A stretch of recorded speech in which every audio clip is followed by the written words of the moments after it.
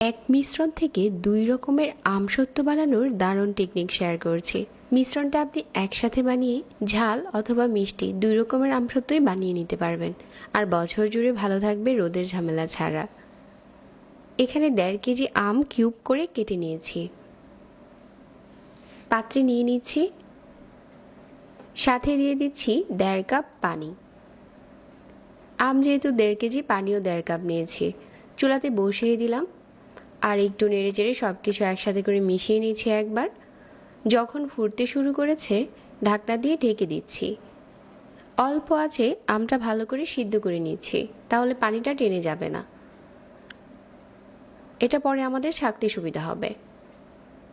আমটা যখন এরকম পুরোপুরি গলে গেছে, এই পর্যায়ে চুলা থেকে নামিয়ে নিচ্ছি।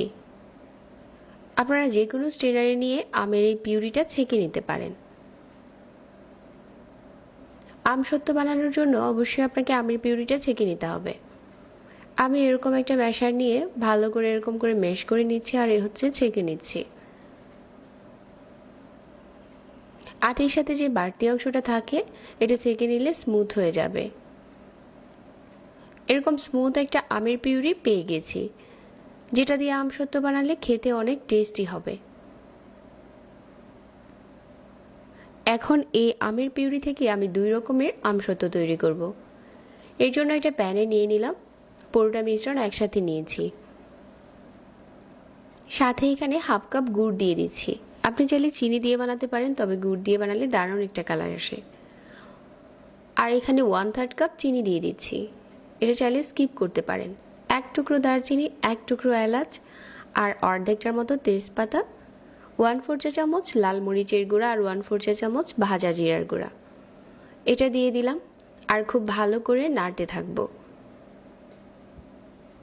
এই সময় চুলার আঁচ একদম কমিয়ে রাখতে হবে। অল্প আঁচে নেড়ে চেড়ে যেতে হবে। গুড়টা পুরোপুরি গলে গেছে, আর অনেকটা সময় জাল করার কারণে কিন্তু মিশ্রণটা ঘন হয়ে গেছে। আমসত্ত্ব তৈরি করার সময় কিন্তু এরকম করে ছিটতে থাকে। ওই পর্যায়ে ঢাকনা দিয়ে ঢেকে ঢেকে তারপর আপনাকে এটা জাল করে নিতে হবে। তো বেশ কিছুক্ষণ জাল করে নিয়েছি, আর এখন মিশ্রণটা অনেক ঘন হয়েছে। মিশ্রণটা যদি ঘন হয় তাহলে খুব তাড়াতাড়ি আমসত্ত্বটা শুকিয়ে যায়। এখন এই মিশ্রণ থেকে আমি অর্ধেকটার মতো মিশ্রণ আমি মিষ্টি আমসত্ত্ব বানানোর জন্য রেখে দিব। এখন দেখতে ঠিক এরকম হয়েছে। আর এই পর্যায়ে আমি এখানে অ্যাড করে দিচ্ছি রেগুলার লবণ আর বিট লবণ। 1/4 চা চামচ দিয়ে দিচ্ছি রেগুলার লবণ, আর বিট লবণ দিয়েছি 1/2 চা চামচ। এরকম ছড়ানো একটা ট্রে নিয়ে আগে থেকে তেল ব্রাশ করে নিচ্ছি। আমি যে মিষ্টি আমসত্ত্বটা বানাবো এর জন্য আগে থেকে দুটো ট্রেতেই তেল ব্রাশ করে নিচ্ছি, আর এখান থেকে অর্ধেকটার মতো আমসত্ত্বর মিশ্রণ এই ট্রেতে ছড়িয়ে দিলাম।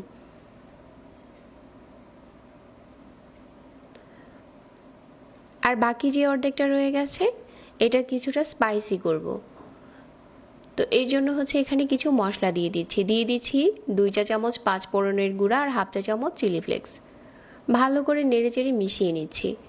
এই আমসত্ত্বটা খেতেও দারুণ টেস্ট হয়। এই পর্যায়ে জাল করতে হবে না। মশলাটা যখন মেশানো হয়ে যাবে ছড়ানো কোনো প্লেটে ঢেলে রোদে শুকিয়ে নিতে হবে। কড়া রোদে 2 দিন শুকিয়ে নিয়েছি, আর এটা পুরোপুরি শুকিয়ে গেছে। আমসত্ত্বটা বানালে কিন্তু বছর জুড়ে ভালো থাকে রোদের ঝামেলা ছাড়া। এটা আপনাকে ফ্রিজেও রাখতে হবে না। এখন আপনার পছন্দ মতো যে কোনো সাইজ করে কেটে নিতে পারেন, একটু ছোট ছোট করে কাটতে পারেন। এক মিশ্রণ থেকে মিষ্টি আর ঝাল 2 রকমের আমসত্ত্ব বানানো যায়। আশা করছি আজকের রেসিপি প্রতিদিনের মতো ভালো লেগেছে। নতুন নতুন রেসিপি পেতে পেজ ফলো করে রাখবেন।